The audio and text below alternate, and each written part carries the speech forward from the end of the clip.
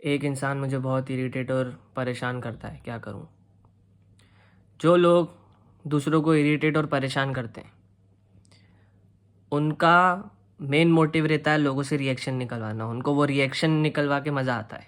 तो अगर किसी तरह तुम उसको उसका रिएक्शन देना बंद कर दो जो वो चाहता है, तो वो तुम्हें परेशान करना बंद कर देगा। तुम उसकी बात प्यार से टाल दो तो वो सोचेगा कि यार ये तो रिएक्ट ही नहीं कर रहा है या कर रही है, तो वो परेशान करना भी बंद कर देगा। बहुत लोग मुझे बोलते हैं कि भाई तुझे एग्जिस्टेंशियल क्राइसिस है। नहीं भाई, मुझे एग्जिस्टेंशियल क्राइसिस नहीं है। वो जो वीडियोस हैं उन्हें तुम रिलेट करने के लिए एज अ मजाक लो।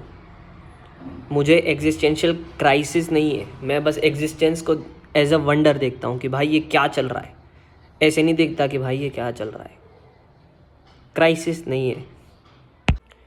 खुद पर विश्वास कैसे करें मुझे नहीं पता भाई, क्योंकि मैं ही खुद पर विश्वास नहीं करता। लेकिन मुझे इस बात पर पूरा विश्वास है कि मैं खुद पर विश्वास नहीं करता, इसलिए अब मैं खुद पर विश्वास करता हूँ। भाई क्या सब मेरी गलती है कि मैं ऐसा हूँ? देख भाई, दो टाइप के लोग होते हैं। एक जो सारा ब्लेम दूसरे लोगों पर डाल देते हैं, और एक जो सारा ब्लेम खुद पर डाल देते हैं कि सब मेरी गलती है। इससे अच्छा तुम ब्लेम बराबर बांटो। जिसकी जितनी गलती है उतना उसे ब्लेम करो।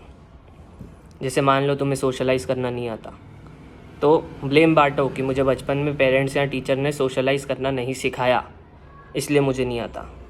खुद को मत कोसो कि यार मुझे तो लोगों से बात करना भी नहीं आती।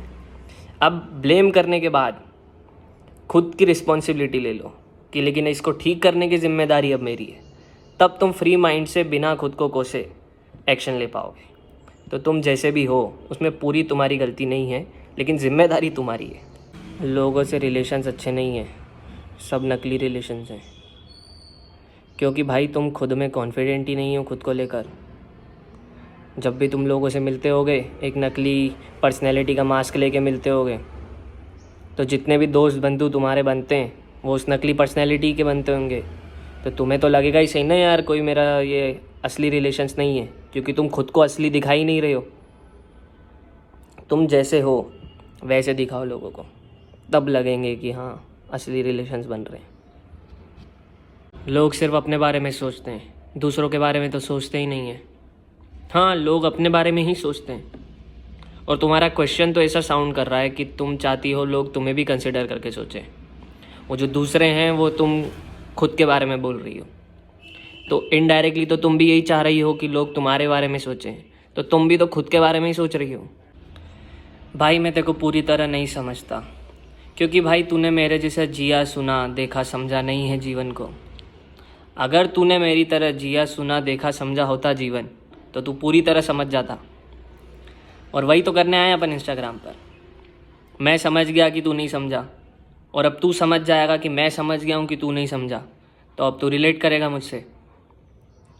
तो यही तो करने आए अपन इंस्टाग्राम पर। मैं बोलूँगा तुम रिलेट करोगे। अब समझा? कॉन्फिडेंस कैसे लाएं? कॉन्फिडेंस कभी भी लाया नहीं जाता। हम डिफ़ॉल्ट में कॉन्फिडेंट ही हैं। छोटा बच्चा कॉन्फिडेंट ही रहता है, धीरे धीरे इनसिक्योरिटीज़ गेन कर लेते हैं। तो कॉन्फिडेंस बढ़ाने की नहीं, इनसिक्योरिटीज़ घटाने की कोशिश करो, अपने आप कॉन्फिडेंस आ जाएगा। भाई तुम सैड सॉन्ग्स क्यों बनाते हो? भाई सैड सॉन्ग्स मूवी या मैं अगर रील में भी कुछ सिचुएशन या प्रॉब्लम की बात कर रहा हूँ, तो जो भी इंसान उस सेम प्रॉब्लम या सिचुएशन से जूझ रहा होगा वो उस बात से रिलेट करेगा और उसे कम अकेला महसूस होगा, और उसे अपनी सिचुएशन को डिस्क्राइब करने के लिए शब्द मिल जाएंगे, फिर वो उनसे उभर पाएगा। तो मतलब ये पर्पस रहता है सैड सॉन्ग्स मूवी या किसी भी टाइप के मीडिया का, जहाँ पे एक इंसान वल्नरेबल होके कुछ बता रहा है तो दूसरे लोग एक महसूस करते हैं उसके साथ कि हम अकेले नहीं हैं। इसलिए लोग अब्यूज़िव और टॉक्सिक रिलेशनशिप में क्यों रहते हैं? क्योंकि उन्हें वो रिलेशनशिप से कुछ ना कुछ वैल्यूएबल मिलता रहता है, जैसे एक्सेप्टेंस, अटेंशन, डिपेंडेंसी या कुछ भी। तो इसलिए वो टॉक्सिसिटी और अब्यूज़ सहने को तैयार हो जाते हैं।